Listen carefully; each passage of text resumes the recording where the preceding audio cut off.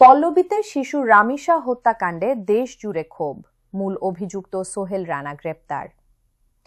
পল্লবীতে শিশু রামিসা হত্যাকাণ্ডে দেশ জুড়ে ক্ষোভ। রাজধানীর পল্লবীতে শিশু রামিসা হত্যাকাণ্ডে চাঞ্চল্যের সৃষ্টি হয়েছে। ছোট্ট এই শিশুর মৃত্যুতে শোকাহত পুরো দেশ।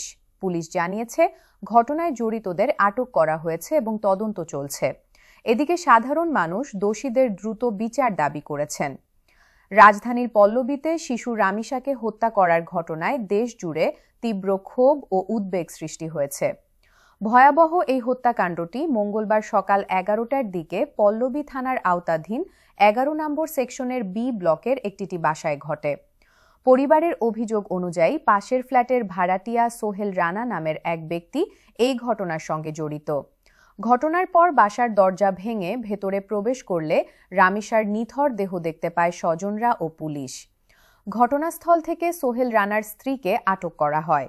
পুলিশ জানায়, ঘটনার পর মূল অভিযুক্ত সোহেল রানা 3 তলার জানালার গ্রিল কেটে পালিয়ে যায়।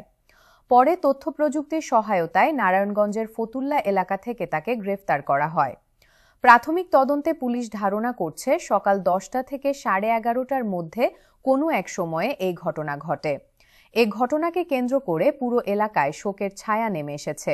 পুলিশ আরও জানায়, অভিযুক্তের বিরুদ্ধে গুরুতর অভিযোগ পাওয়া গেছে এবং ঘটনার সব দিক গুরুত্ব সহকারে তদন্ত করা হচ্ছে।